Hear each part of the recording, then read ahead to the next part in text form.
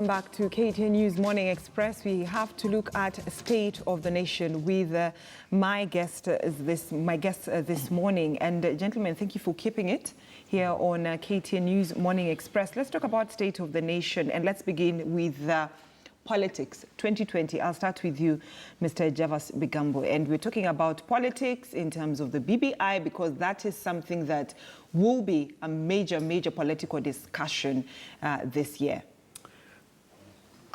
We are finding ourselves in a very interesting circumstance where politics is at the center stage of everything. When I look at the state of the nation, appreciating how we closed 2019, is that it is a bit gloomy, even though we are optimistic. One, have we not heard that we are starting the year with a 3% tax? All right, sales tax, all right? Now that means that ordinary citizens are going to be taxed even more, what they don't even have. That the cost of living is going even to skyrocket. That's going to be tougher. Yet, where is the concentration? The concentration is on the BBI politics and how to expand the executive and of course see how we can be inclusive and accommodate everything, at least in the executive. What hogwash. Look, let's face it. I cannot disagree with Acemoglu and Robinson in their book, Why Nations Fail, when they say that when a people or nations or developing countries are stuck in poverty, it's the leadership of those countries that make those decisions and choices quite consciously. If you look at the choices, for example, that were made by Lee Kuan Yew and other leaders across the world who have lifted their nations out of poverty, those leaders, political leaders, made conscious decisions to keep or to take people out of poverty. And just to tie these things together, I will say this, that when you look at, for example, the times of 3200 BC, when Southwest Asia was linking up with Northeast Africa on matters of civilization, we have to appreciate that the key ingredients of civilization, anytime, whether it's in the past times, agrarian periods, or the modern times. One is the question, for example, of mobility, food security, communication, efficiency, and in fact, an efficient bureaucratic system. So are you trying to say that our politicians are more focused on political leadership than the concern about the common mwananchi in terms of job creation, in terms of putting food on the table? I would look at it in terms of Abraham Maslow's hierarchy of needs. That politicians today are not concentrating on how to increase the number of citizens that are moving beyond the physiological needs, that is food, shelter, etc.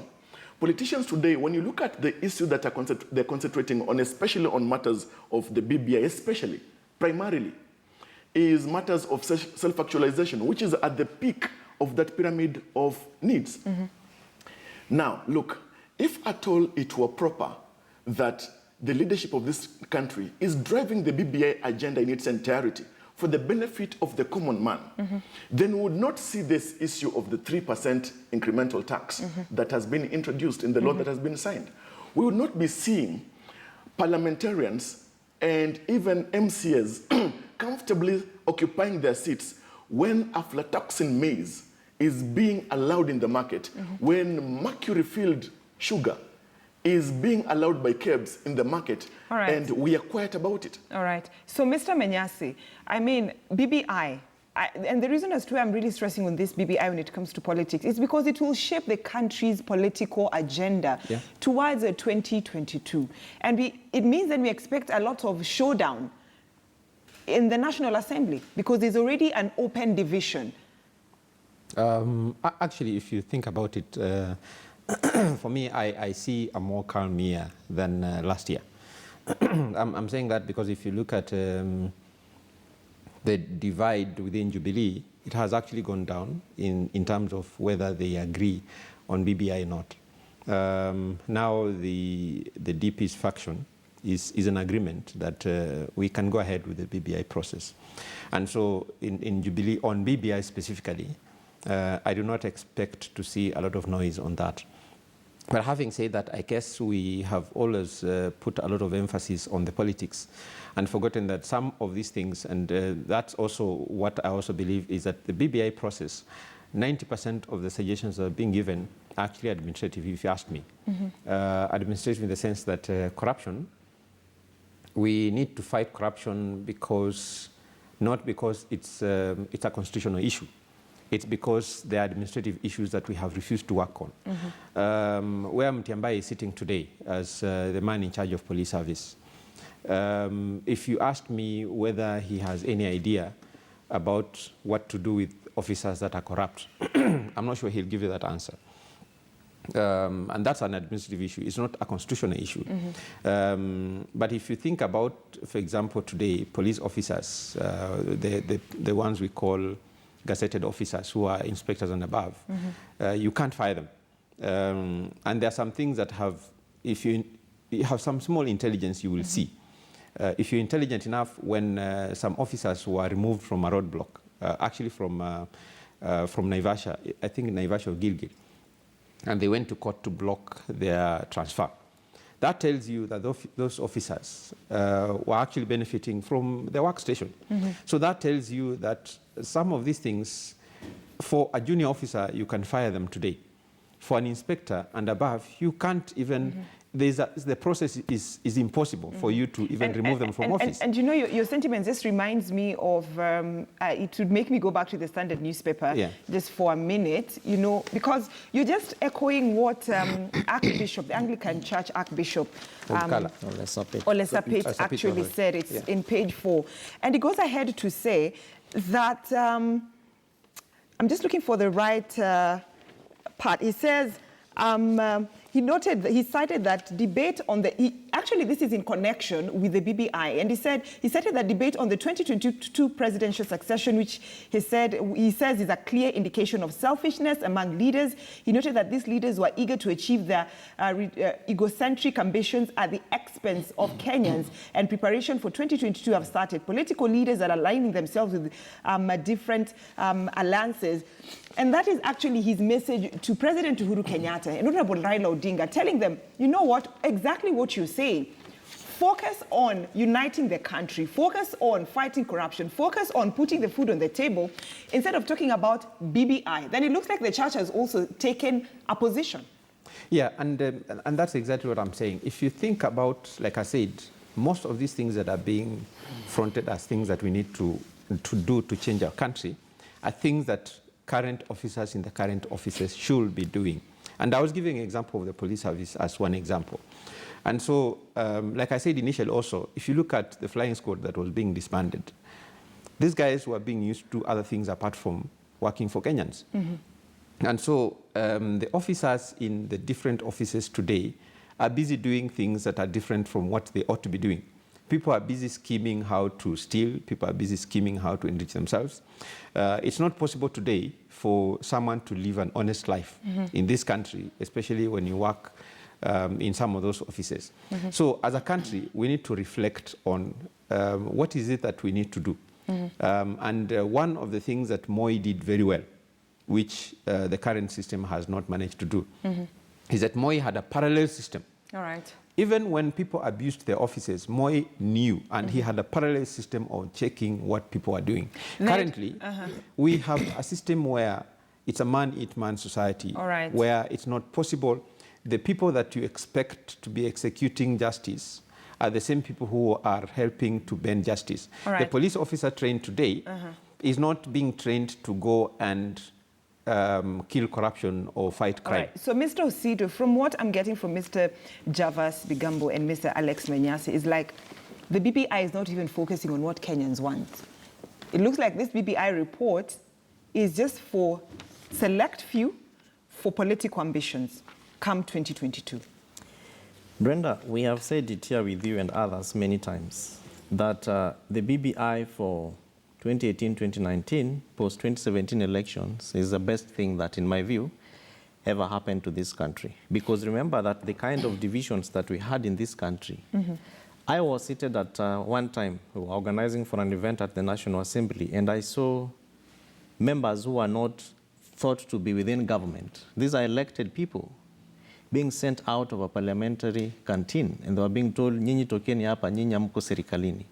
Now, that is just but within the many examples that Kenyans can give around how divided this country was, including racist, including counties that wanted to secede, and many things. You and I and everyone who is here can share the examples. Moving forward, we have said that we need maybe 3 things. One is God for this BBI thing to work in this country. Number 2, that Kenyans now need to take over this BBI report and own it. We are being told to read it, but we don't have copies. I made my own copy, and I've been reading this document. I went with it to the village, and people were like, CCP, give us our own copies. I wish so you're busy reading BBI in the village? I was, because... Instead of celebrating the yes, because remember, this, I was not necessarily busy reading, but trying to create a narrative. And understand it. And help people down there understand it. And it's because for 2020, this report is going to be almost 75% of what we are going to be talking about. You took your own initiative to print your own copy. Yes. Kenyans have not read it. Yet the president, the ODM leader, Raila Odinga, other political leaders, including Archbishop of the Anglican Church, Ole Sapit, is telling Kenyans, read it, understand it, and make personal decisions based on the fact that you've understood the report. Yet the report is not even available to Kenyans as we speak. It's available to some Kenyans because it's online, but that's but how many Kenyans can exactly access it? That's what I'm saying, to some Kenyans, which therefore means that part of the reasons why the president and the former prime minister extended the term of the task force is now supposed to ask them for those copies. So they should otherwise send money to organizations like County Governance Watch.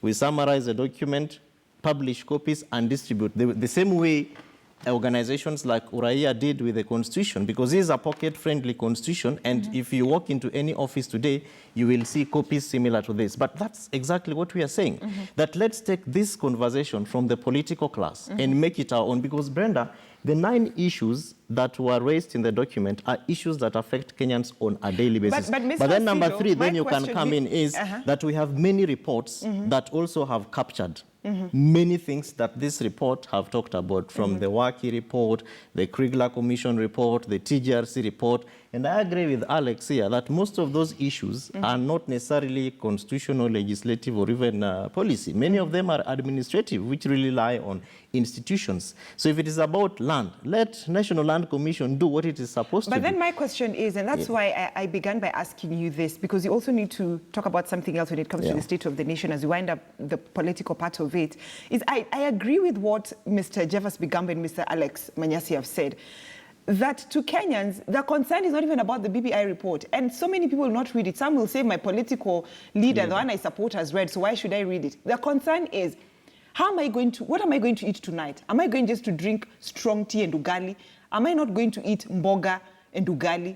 Nenda kukula nyama, ama siendi kukula nyama? Which I agree with. Because the BBI report is not really important to them. It's about job creation. That's true, but the agony is that the people who drive this country is not the common Kenyan, you know? We have left everything to the political class, which is why, at least for the many meetings I have attended, I have told people, take this thing out of the hands of the Kenyans and make safety and security our own issue and not their issue. And make corruption our own issue and not their issue, because 75% of the discussions, even in social joints that we go to, they are not about how to make jobs, to create jobs for young people. It's about who is going to be prime minister. It's about who is going to be the next deputy president.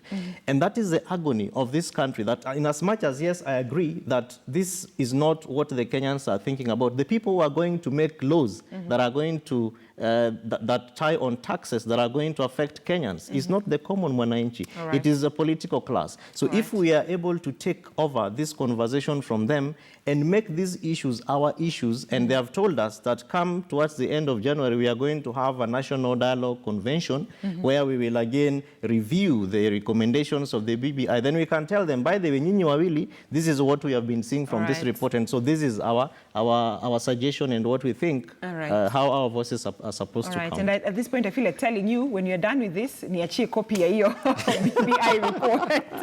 Because what I'm saying is like a whole volume. It's a big document. It's a big document, and I'm wondering what time Kenyans will sit down and actually read. They need a summary. Kenyans don't have time to read. So, Mr. Javas, let's talk about governance in terms of corruption and integrity. We are in 2020. And last year, even when the president, during Mashujaa Day, you know, he talked about and he pointed out some elected leaders representing governors who have been accused of misappropriating public funds, yet at the same time, that the people were supposed to be checking what the governors are doing.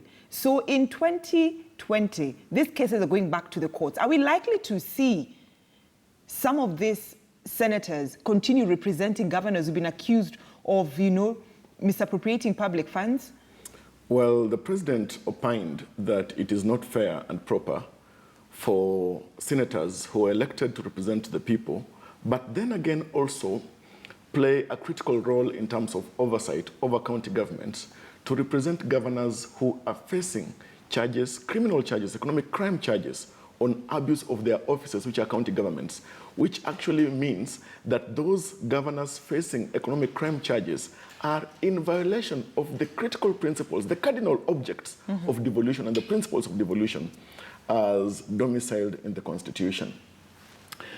But then again, I am looking in awe at, and to the memory of Adam Smith, rather Jean-Jacques Rousseau, when he said that man is born free, but everywhere he lives in chains.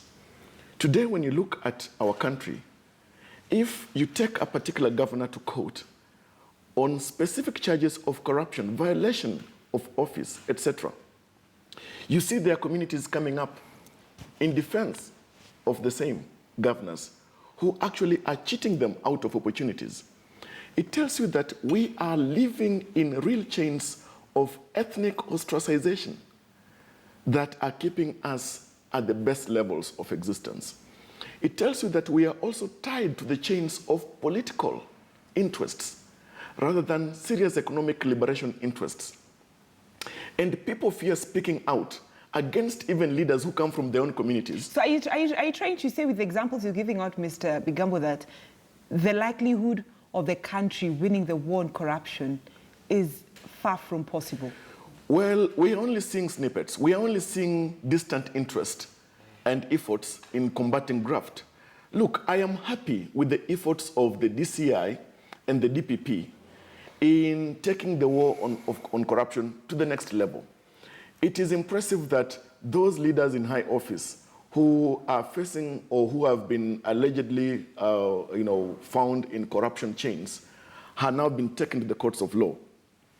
And it is up to the people also to be angry enough and to play their role. It is our time, this year 2020 and beyond, to remind posterity, as Thomas Jefferson did in his time, that when a government fears the people, there is liberty. But when people fear the government, tyranny is alive. We need an opportunity in this new year to find a people who are courageous enough to demand that corruption must be fought, because to the extent that the ghosts of corruption remain alive, economic crimes will continue to soar and joblessness will continue to soar. The issue of spitting on the laws of the land will continue to soar. And we need men and women of courage that will speak as Patrick Henry did, that give me liberty or give me death. If we stand on the ground of pursuit of liberty, justice, and the rule of law, corruption will be fought. All right. So, and are we looking at a situation whereby these governors have been barred from accessing their office? We have Nairobi governor, we have Samburu governor, we have Kiambu governor, and who was actually impeached. His fate now is in the hands of the Senate. Where are we heading to in terms of fighting corruption and in terms of making devolution a success?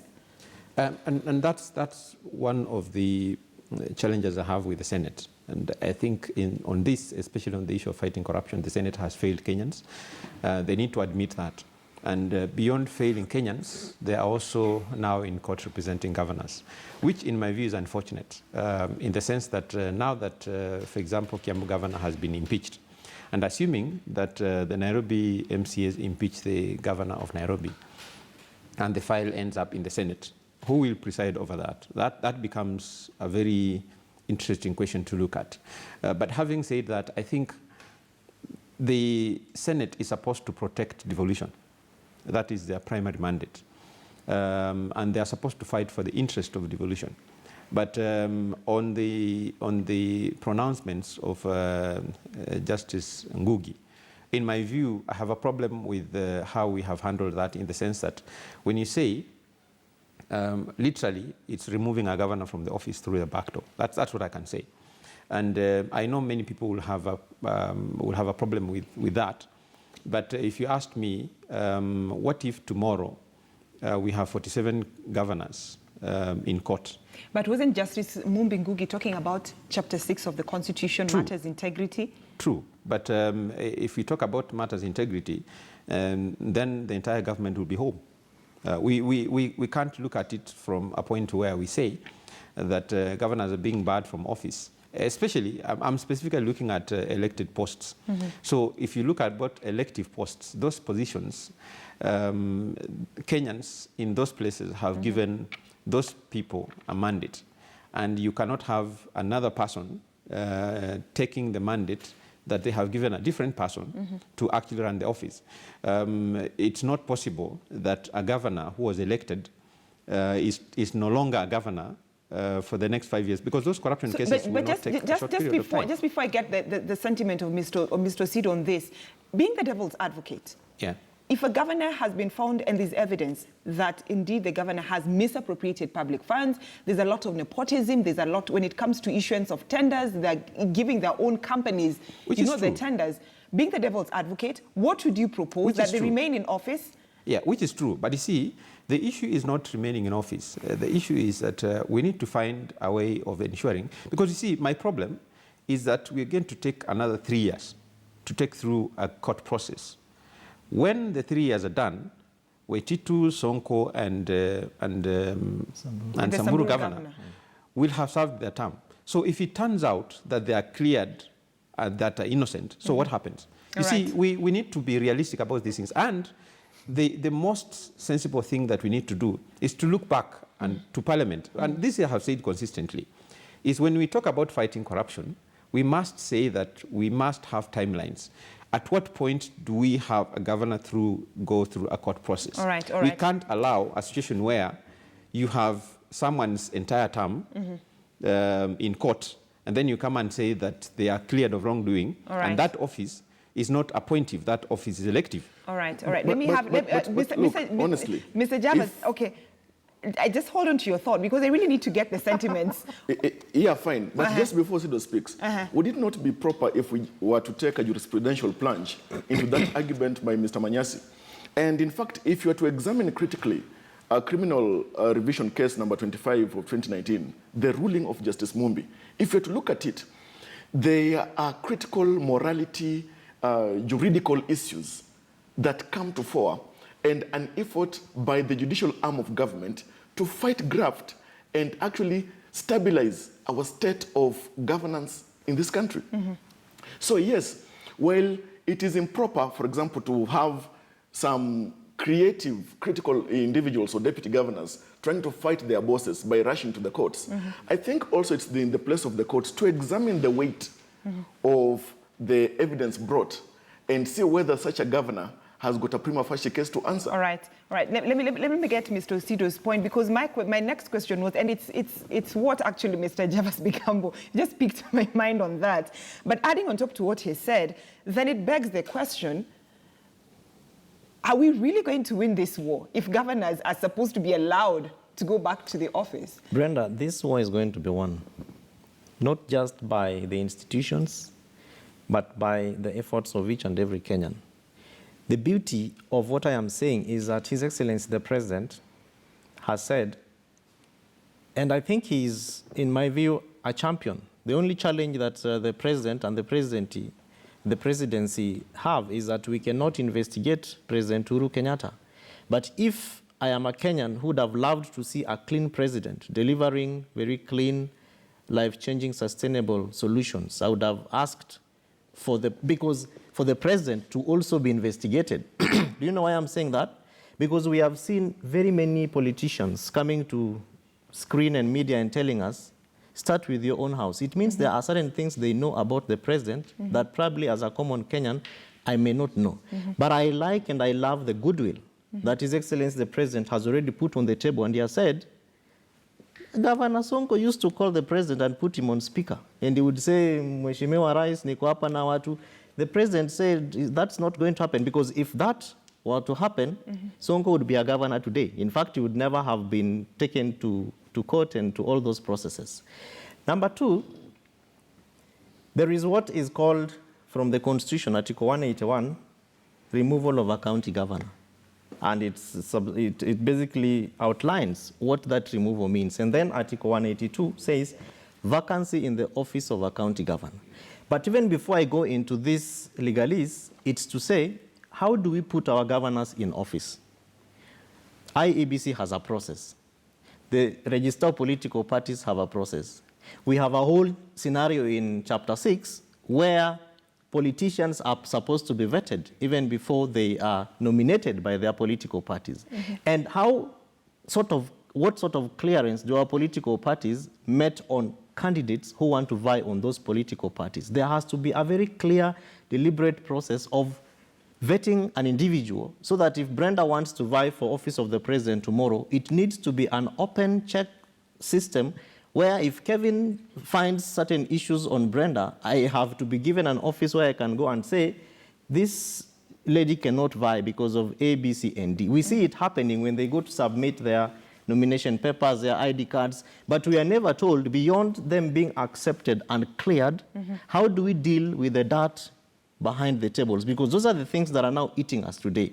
We are told this governor ran out of Shimolatewa, you know? But then how did he become a governor of the top three, one of the top three cities? You're talking about loopholes there? Exactly. Which therefore, in my view, is to say that as we look at how to deal with the three governors, there are lots of gaps in my view, including even the ruling by Justice Mumbi Ngugi, because we need to really underscore and strengthen, for example, the office of the deputy governor, so that we can't say there is a gap in Kiambu and Samburu, because the deputy governors are running the offices. But look at the degree of what they can be able to do. Nairobi City is suffering because we don't even have a deputy governor. But Mr. Siri, I think Mr. Manyasi is trying to bring in the point of view of, you are a running mate of a governor. The person who's elected was the governor. So you came into office because of this person was elected. That is true, but you're only a deputy. And you see the Constitution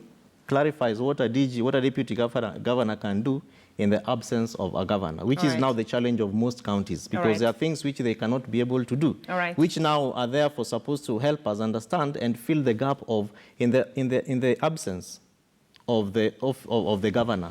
What then can the deputy governor do? And how do we strengthen the function of a deputy governor to be able to substantively act as a governor of a county? All right. And let's talk about matters health, 2020. And when you talk about matters health, let's all grab the Standard newspaper. I was going through it in the morning, and there's something that really caught my eye. Something that on page... it was in the Standard newspaper. It was in the Standard newspaper. You read the newspaper? I read the newspaper in the morning, and I saw it. Yeah, I got it, page 6. And when you're talking about state of the nation, let's look at the key dates, crucial events to shape the agenda of the president. And talking about 2020, when you look at matters health, it talks about rollout of the universal healthcare coverage to all the 47 counties, establish of 4 proposed new public comprehensive cancer care hospitals, which county governments don't even have as we speak, the cancer care hospitals. Then relevant donor funding in some aspects of HIV, World Bank and vaccine services as donors withdraw.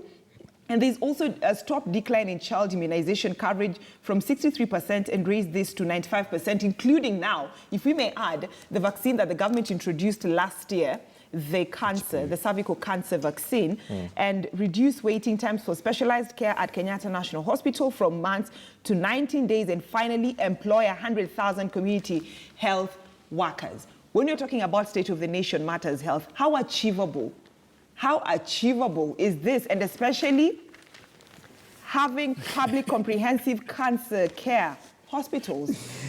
It was supposed to be implemented in 2019. We've crossed over to 2020. None of the none of the counties has the cancer care hospitals as we wind up. Okay. Who should go first? Go first. First, I would say that I don't like reading fiction and novels from the time of my childhood. And when I read some things about what plans are there, at times I find them a bit fictional, but that it should only enthuse those who plunge into fiction reading. Look, when you look at the Universal Declaration on Health, you find the place of health being sacrosanct. When you look at Article 43 of the Constitution, provides quite clearly that every citizen in this country has got a right to access the highest attainable level of health. Yes, we may take courage in Article 21 of the Constitution that says that the government will put in place mechanisms for progressive achievement of all this. But look, for how long will we keep a promise to the people and do things that are opposed to those promises? I read in the papers last year, 2019, that Kenyatta National Hospital was trying to look for 250 million shillings to expand its facilities, the bed capacity. Yet the government budgeted for 10 billion shillings for BBI.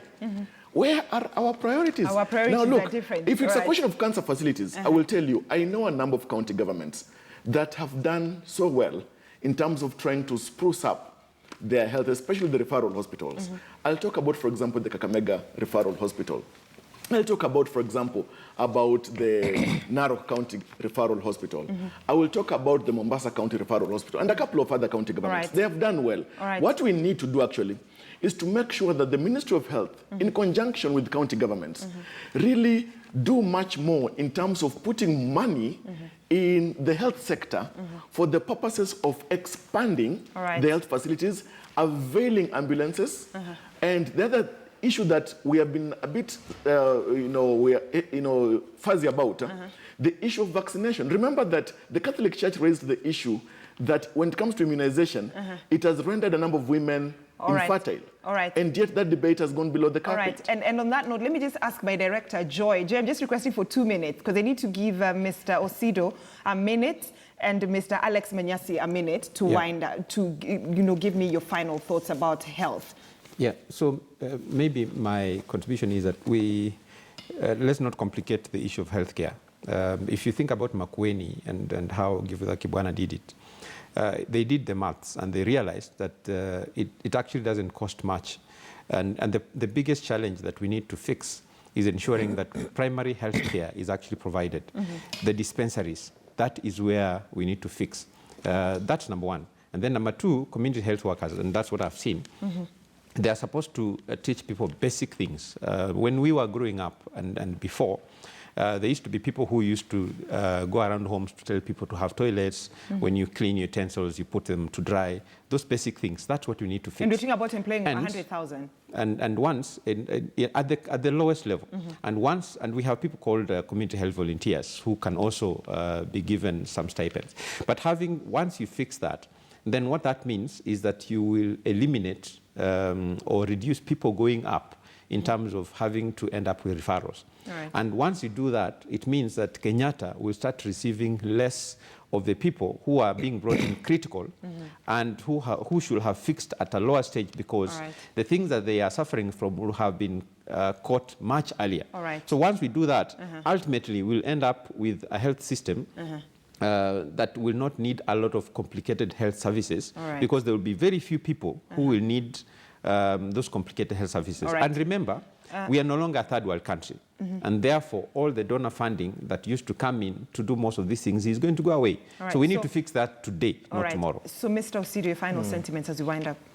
This is possible, by the way. It is possible? Yeah, it is possible to roll out. Waiting time reduced from months to 19 days at Kenyatta? It is possible. If we do certain things, and I like what Alexa said, because that was my first thing.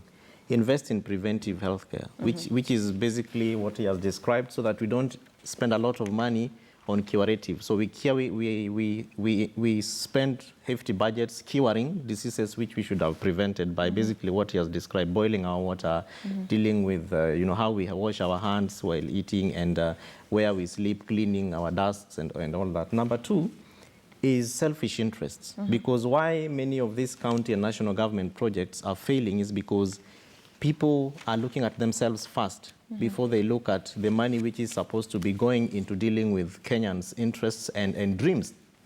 Because Kenyans basically want to live a life where they just care about their lives. Children are going to school, young people have jobs, and we can go to health facilities and get ourselves sorted when we are feeling unwell. But that is not happening because people are looking at, who am I giving this tender? How much money are they going to give me back? And what do I do with that money? Am I investing it back to the county, or is it going to my village or in some bank in some country outside there?